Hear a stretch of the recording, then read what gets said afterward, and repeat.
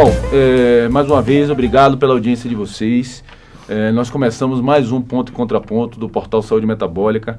Desta vez a gente vai falar sobre um assunto que está sendo bastante comentado na área, que são as pesquisas, né, e as técnicas endoscópicas bariátricas.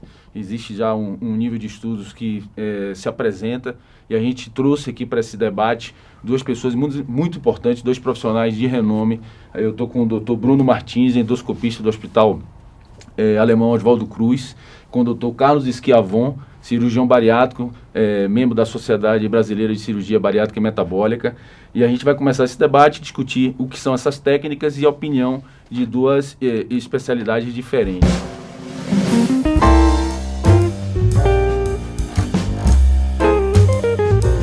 Dr. Bruno, obrigado pela participação.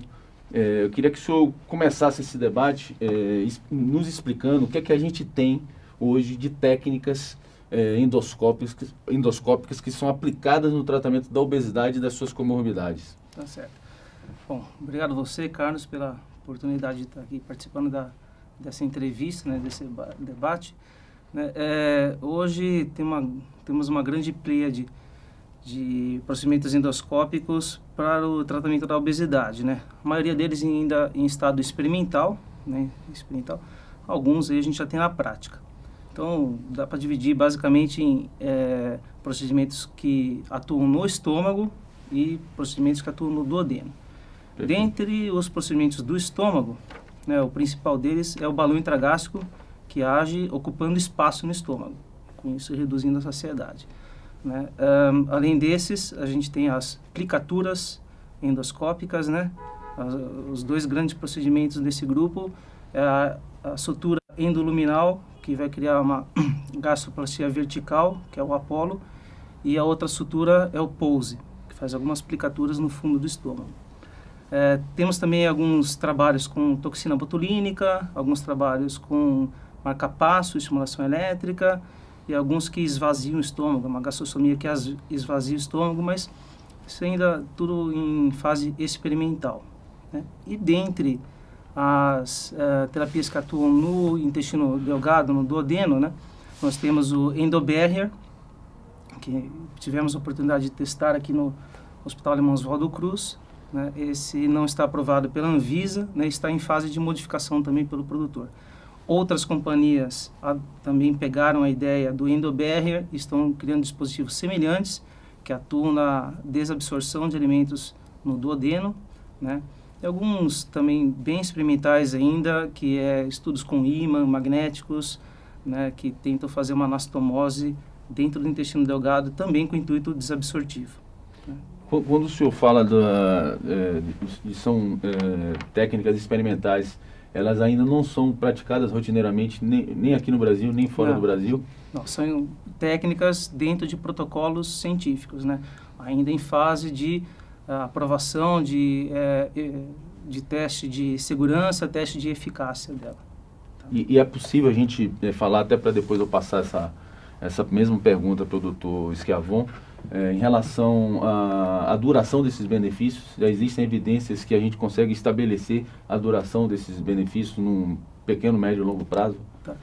Então, quanto às técnicas que ainda estão em fase experimental, difícil falar em o quanto tempo que elas duram, que elas ainda estão na fase de serem aprovadas para ver se ela tem eficácia inicial de reduzir o peso, né? Então, primeiro ela tem que passar nesse crivo, nesse teste de se aprovar, de mostrar sua eficácia em conseguir o benefício da redução de peso, para daí a gente testar o quanto que isso daí dura, né? Então, o que a gente tem atualmente são os balões intragástricos que a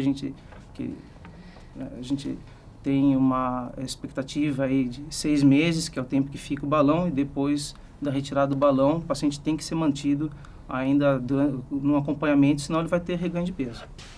Perfeito. Doutor Schiavon, como é que o senhor, como cirurgião bariátrico, vê o progresso dessas técnicas endoscópicas? Elas são promissoras no sentido de preencher um espaço entre o tratamento medicamentoso e o tratamento cirúrgico? O que é que hoje, na visão de um cirurgião bariátrico, essas técnicas já apresentam com segurança e com um bom nível de evidência?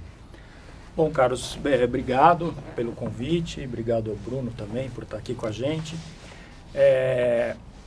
Eu acho que, assim, sem dúvida, o grande objetivo das técnicas endoscópicas é preencher esse vazio que é relativamente grande entre o tratamento medicamentoso e o tratamento cirúrgico, né? Nesse aspecto, eu acho muito bom para o campo da obesidade que se desenvolvam novas técnicas endoscópicas para tratamento desses pacientes.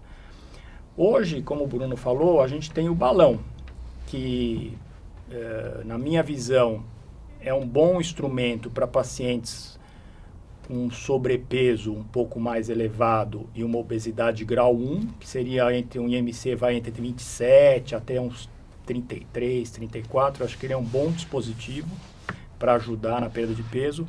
Não vejo tão bem assim quando é indicado nos pacientes com obesidade mais severa, apesar que às vezes o próprio paciente deseja isso, né? Então isso às vezes atende-se a um desejo do paciente, não do ponto de vista médico, isso é um pouquinho discutível. E a respeito das outras técnicas, que teve uma ampla divulgação na imprensa, essas técnicas que fazem, principalmente agora, mais recentemente, a aplicatura do estômago, que eles simulam, tenta-se simular uma gastrectomia vertical ou sleeve, né, que o pessoal conhece, feito por endoscopia. A ideia me parece bastante interessante, mas eu acho que o ponto fundamental que o Bruno já colocou é deixar bem claro que isso ainda tem poucos estudos. A maioria dos estudos, infelizmente, não é de muito boa qualidade científica. O segmento é curto, no máximo de 2 anos. Os resultados, difícil a gente avaliar, porque os estudos não são tão bem realizados. O único estudo bem feito, do ponto de vista científico, é o que usou o POSE, né? E, infelizmente, os resultados foram desanimadores nesse estudo, que é um estudo randomizado, que dividiu os pacientes em pacientes que não fizeram o procedimento, só endoscopia, e pacientes que fizeram o procedimento. E a perda de peso foi em torno de 4% do peso do paciente, o que é equivalente ao tratamento medicamentoso.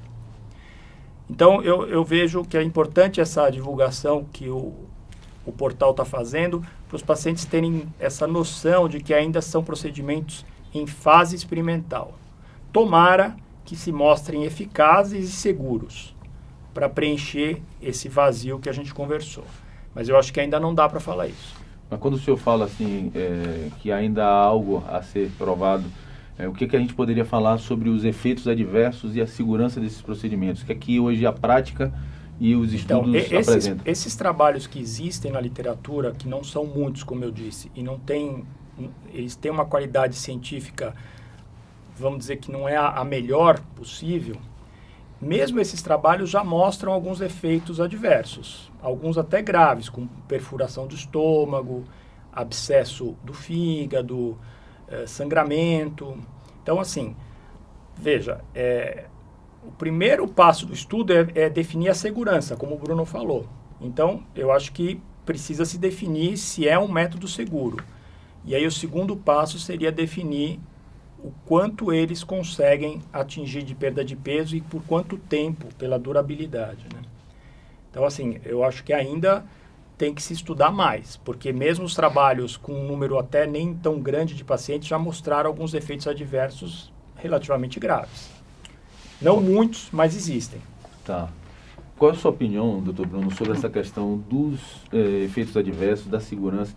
O que é que os endoscopistas têm apresentado em termos de estudo e o que tem se discutido até dentro da especialidade a respeito desse aspecto das técnicas? Muito boa pergunta. Quando a gente fala sobre segurança, né, a gente não tem um gráfico aqui para mostrar, mas... A gente pode depois apresentar esse material no portal. Mas assim, existe uma relação também de segurança e eficácia, né, de todas as terapias que a gente fala endoscópica. Então, vamos começar com a terapia mais segura de todas, né, menos efeito colateral de todas, seria a dieta. Então, essa mais segura de todas, qualquer um pode fazer uma dieta, também a eficácia dela é a menor que tem. Então, a gente vai subindo o degrau. os medicamentos, né, eles têm uma eficácia melhor do que a dieta isolada, né? Porém, pode ter algum efeito colateral já ali de medicamento. Vai subindo nesses degraus, daí entra as terapias endoscópicas, né? Já são um pouco mais arriscadas do que os medicamentos puramente, né? Mesmo o balão intragástrico, né? Tem alguns efeitos colaterais, náusea, vômito, tem o próprio procedimento endoscópico de colocação e retirada, que deve ser feito com profissionais experientes, né? Para não ter maiores riscos, né? E com isso tem uma perda de peso um pouco maior. E no outro extremo a gente tem a cirurgia, que é o procedimento mais eficaz, sem dúvida, mas hoje, graças a Deus, a gente tem uma incidência de efeitos adversos bem menor do que tinha no passado, né? Bem mais controlado, né? Mas é o que a gente, se a gente tiver uma terapia que ofereça mais efeitos adversos do que a própria cirurgia, então ela tem que ter um benefício maior do que a cirurgia, e isso não pode acontecer, né? Então não pode ter uma terapia endoscópica que tenha mais efeitos adversos do que a cirurgia, oferecendo menos perda de peso, né?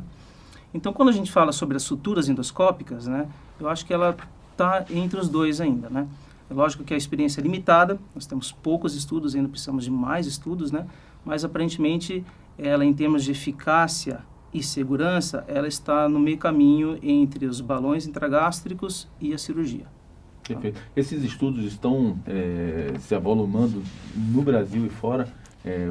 Como é que a gente poderia traçar assim uma projeção dessa produção científica nessa área, doutor Bruno? Isso, a gente espera agora que venham mais estudos. Então, o último grande estudo com a sutura endoscópica, antes acho que de falar, sobre a sutura endoscópica, sobre a aplicatura, eu precisava fazer aqui uma distinção entre o que são as aplicaturas gástricas, que isso ali pode ser coisa de confusão para quem está nos ouvindo aí. Perfeito. Não, então existem dois grandes grupos de aplicaturas gástricas, tá? Então, um que é o POSE, né, que o Dr.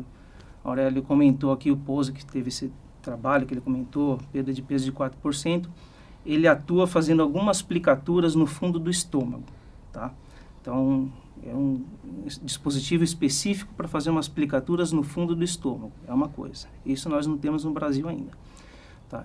E o outro dispositivo, né, que é o Overstitch, o Apollo, esse dispositivo permite que a gente faça pontos, né, dentro da luz do estômago, né, e com esses pontos a gente consiga simular assim, o sleeve gástrico, né, fazendo uma gastroplastia vertical. Gastrectomia vertical. Tá? Exatamente. Então, são dois tipos de aplicaturas gástricas, mas com dois aparelhos diferentes e com duas atuações um pouco diferentes, tá? Então, o dispositivo Overstitch, né, que é o que está sendo implantado agora no Brasil, parece ser mais promissor do que esse outro dispositivo, que tem um estudo bem feito, tudo, mas que não foi muito promissor, né, que mostrou uma perda de peso aquém do que a gente esperava, né?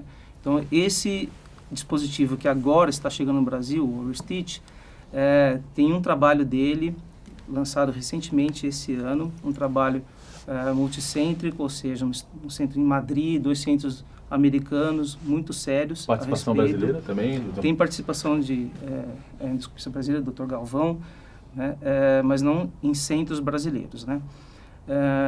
Então, esse é o estudo mais robusto, né, com maior número de pacientes, e o que ele mostrou de animador embora tenham poucos pacientes ainda que conseguiram atingir 2 anos de segmentos, os pacientes que atingiram 2 anos de segmentos têm uma perda de peso superior ao que a gente teria se tivesse utilizado o balão intragástrico. Entendi. Entendeu? Então, a gente teve uma perda de peso de 18% nesse grupo todo, né, em 2 anos de segmento. Isso dificilmente a gente conseguiria manter 18% com o uso do balão intragástrico. Então, talvez seja aí o grande apelo dessa terapia. O caminho, né?